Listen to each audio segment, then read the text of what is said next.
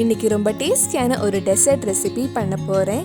இந்த புட்டிங் பண்ணுறதுக்கு ரொம்ப டைம் ஆகாது. வீட்டில் இருக்கிற பொருட்கள் வச்சு ரொம்ப சிம்பிளாக ஈஸியாகவே பண்ணலாம். இந்த சுவையான ரவா புட்டிங் எப்படி செய்கிறதுன்னு இந்த வீடியோவில் பார்க்கலாம்.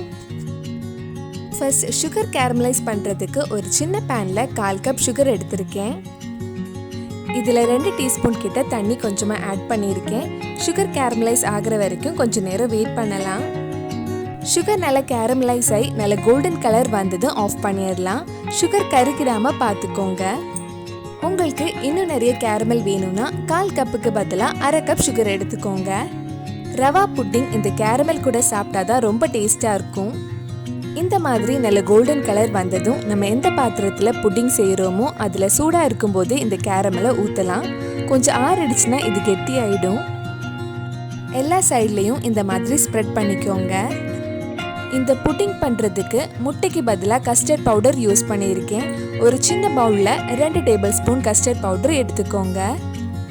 இதில் 1/4 கப் தண்ணி ஊற்றி நல்லா மிக்ஸ் பண்ணலாம். இந்த மாதிரி மிக்ஸ் பண்ணி ரெடி பண்ணி வச்சுக்கோங்க. இப்போ புட்டிங் பண்ணுறதுக்கு 2 கப் பால் எடுத்திருக்கேன். கிட்டத்தட்ட 1/2 லிட்டர் இருக்கும். இதில் இனிப்புக்காக 1/2 கப் சுகர் ஆட் பண்ணுறேன். சுகர் உங்கள் இனிப்புக்கு ஏற்ற மாதிரி போடலாம். இன்னும் கொஞ்சம் ஸ்வீட்டாக வேணும்னா இன்னும் கொஞ்சம் ஜாஸ்தியாக சுகர் ஆட் பண்ணிக்கோங்க. பால் சூடாகி நல்லா கொதிச்சதுக்கு அப்புறம் நம்ம ரவை ஆட் பண்ணலாம். இதில் 1/4 கப் ரவை ஆட் பண்ணுறேன். இதில் வறுக்காத ரவை தான் யூஸ் பண்ணியிருக்கேன். நீங்கள் எந்த ரவை வேணும்னாலும் யூஸ் பண்ணிக்கலாம். வறுத்த ரவை, வறுக்காத ரவை எதுனாலும் பரவாயில்ல. ரவை போட்டதுக்கப்புறம் கிட்டி விட்டுட்டே இருங்க. ஒரு 4 நிமிஷம் கிட்ட மீடியம் ஃப்ளேமில் இருக்கட்டும். ரவை வெந்ததுக்கப்புறம் நம்ம மிக்ஸ் பண்ணி வச்சுருக்கிற கஸ்டர்ட் பவுடர் ஆட் பண்ணலாம். நல்ல ஃப்ளேவருக்காக இதில் 1 டீஸ்பூன் வெனிலா எசன்ஸ் ஆட் பண்ணுறேன். இது ஒரு வாட்டி நல்லா மிக்ஸ் பண்ணதுக்கப்புறம் நம்ம கஸ்டர்ட் பவுடர் ஆட் பண்ணலாம். கஸ்டர்ட் பவுடர் ஆட் பண்ண உடனே நல்லா கிண்டி விட்டுட்டே இருங்க. இல்லைன்னா அங்கங்கே கட்டி கட்டியாக இருக்கும். இது கொஞ்சம் திக்காகிற வரைக்கும் மிக்ஸ் பண்ணிகிட்டே இருக்கலாம். இதுக்கு முன்னாடி நம்ம சேனலில் பண்ண கேரமல் புட்டிங், ஆப்பிள் புட்டிங், வேறு ஸ்வீட் ரெசிபீஸோட வீடியோஸ் எல்லாம் நீங்கள் இன்னும் பார்க்கலன்னா அதோட லிங்க் கீழே டிஸ்கிரிப்ஷனில் இருக்குது. மறக்காமல் அந்த வீடியோஸும் போய் பாருங்கள். நல்லா திக்காயிடுச்சு. இப்போ இது உடனே நம்ம கேரமல் ஊற்றி வச்சுருந்த பாத்திரத்துக்கு மாற்றிடலாம்.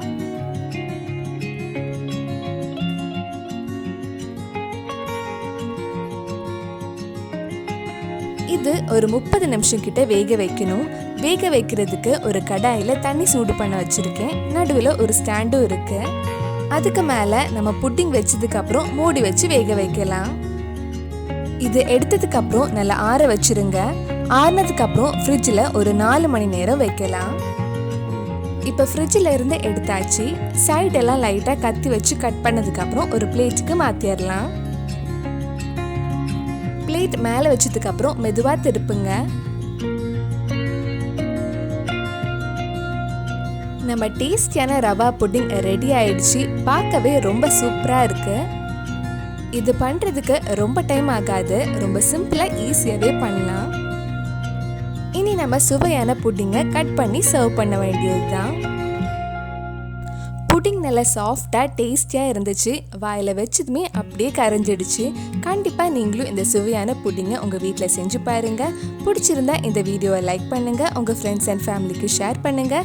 வேறு என்னெல்லாம் ஸ்வீட் ரெசிபீஸ் நம்ம சேனலில் ட்ரை பண்ணலான்னு கீழே கமெண்ட் பாக்ஸில் சொல்லுங்கள். நீங்கள் இன்னும் என்னோட சேனலை சப்ஸ்கிரைப் பண்ணலைன்னா மறக்காமல் சேனலையும் சப்ஸ்கிரைப் பண்ணுங்கள்.